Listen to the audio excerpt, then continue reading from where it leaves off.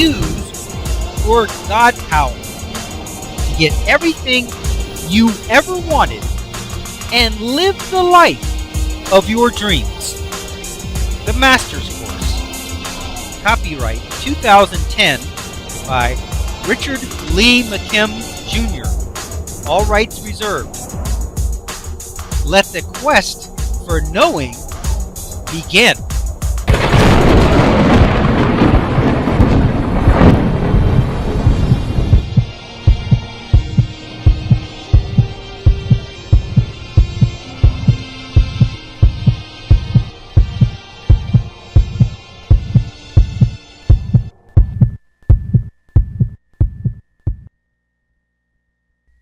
Step number 3.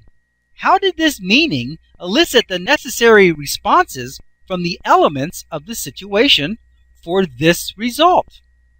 First, it just so happened that this new doctor, Albert Mason, who remarked that he was rather quote-unquote young and cocky at the time, was on the scene thinking that he could do anything. From what we can deduce, he irritated Mr. Moore, the surgeon on the case, and so the main surgeon wanted to quote-unquote teach him a lesson. So when Albert said that he could cure these warts with hypnosis, the surgeon, Mr. Moore, said, "Why don't you?" What's important to realize here is the surgeon knew that they were not warts, and he knew that they could not be cured, but because of the nature of their relationship, he wanted Albert Mason to find out himself the hard way that it couldn't be done. So as a result, he didn't tell Albert that these were not warts and that it was an incurable genital disease. He wanted to teach this cocky upstart a lesson. Next, since Albert still mistakenly thought that these were warts, and he knew that he could cure warts, he continued and performed the hypnosis with every belief and confidence in its successful outcome. He might have also been extra diligent in an effort in order to show off in front of the surgeon. It was only after his success that he became aware that the disease was not warts and it had a very good and justifiable reason that it could not be cured. He was still able to finish with the boy because even though he now knew that it was not curable, in the boy's case it clearly still was. All the other cases that came to him after that were incurable. Probably, number 1, the patients knew that it was incurable, meaning equals no cure possible. And number 2, the doctor now knew that it was incurable, meaning equals no cure possible. If anything different had been elicited from these elements of the case, the boy would have died. If the boy himself had been told in a clear and definitive way that he was incurable, so that he believed it, he would have died. If the doctor, Albert, hadn't been so darn cocky, the surgeon might have told Albert that they were not warts, and the boy would have died. If Albert himself hadn't mistaken them to be warts, he would have died. Every single part of the cure was elicited from each element in the situation perfectly, as it always is. Like the band, each person in this situation had a certain response elicited from them that contributed to the overall resonant response and result. Like the pain example, there is an infinite combination of possible responses that can be elicited from any situation. In this case, a personality conflict erupted between the doctors that benefited the boy. Who would ever expect a personality conflict to play such an important role in the cure? But that was what was required and elicited to have this favorable result. There is another story that I am told is true by a friend of mine in New York named Ray. Even if it is not, we don't care. Remember, we are creating realities that are based on belief and not what did or didn't really happen. This woman, a street woman I think, was walking down the sidewalk in New York when she came upon a lottery ticket on the ground. She picked it up and checked it out at the store, and it was the winner. How about that story?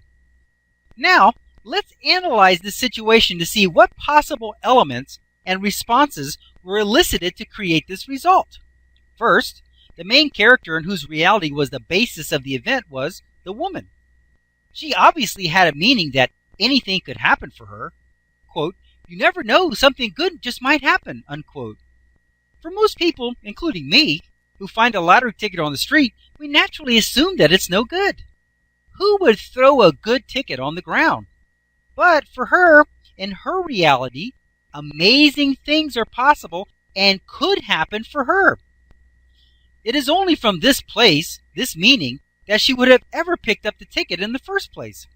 However, picking it up is not nearly as important for our discussion as the fact that she even noticed it in the first place.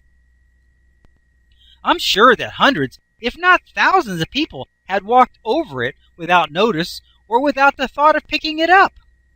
It was resonating with her meaning of happiness, wealth, and prosperity. Those meanings caused that ticket to glow in the psychic realm and stand out from the rest of the meaningless information and elements in the situation.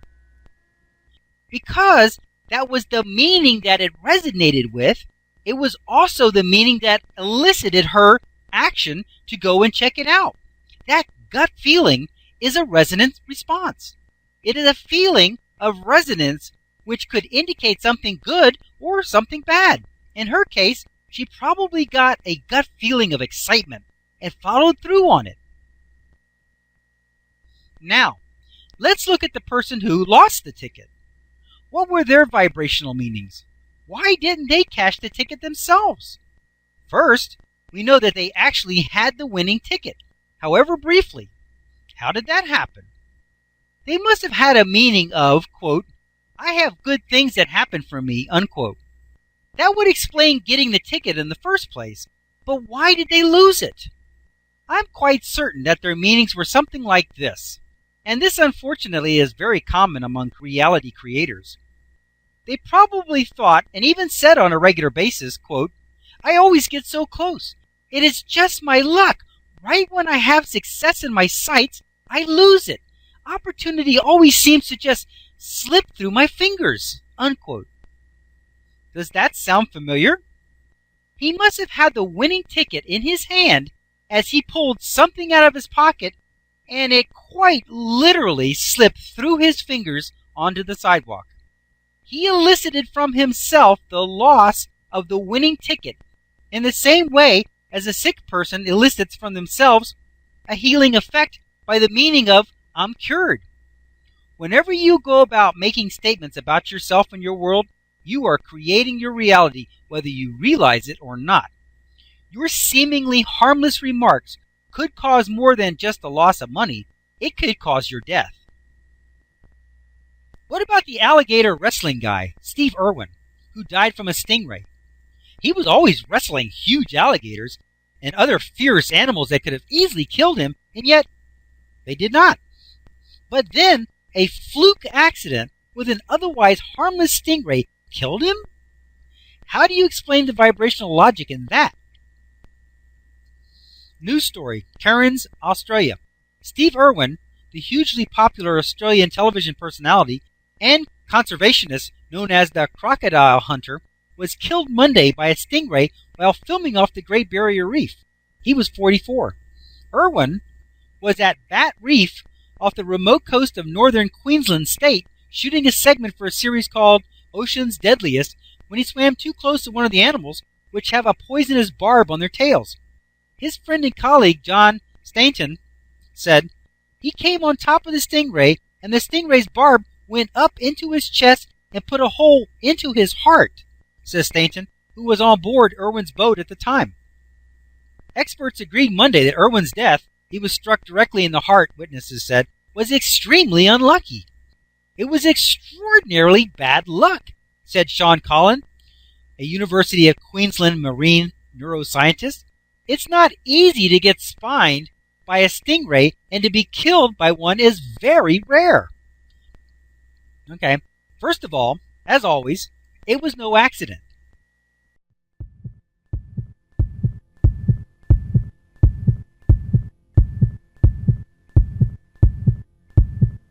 Options. Now activating the next video play options. One moment please.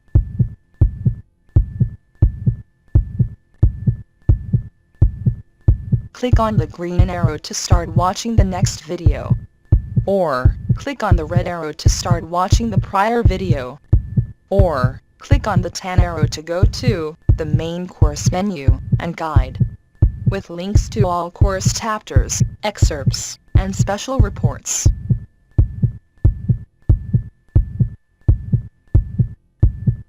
Up next, special video options.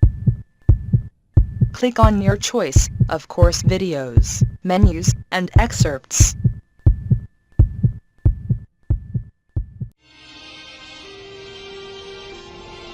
Now switching to the special video options menu and activating the video selection buttons.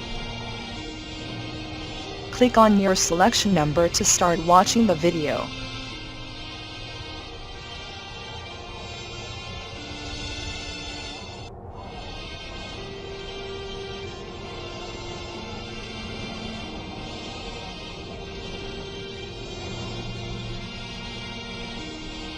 "15 seconds till we switch to the next page with the free download information.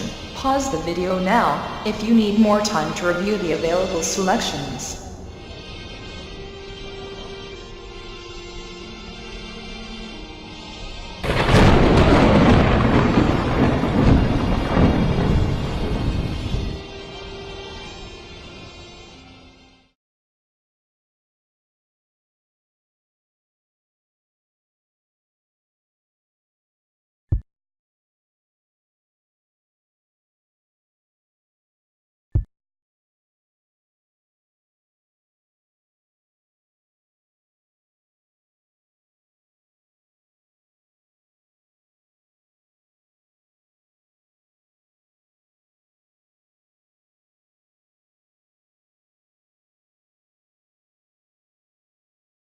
This is the end of this course video.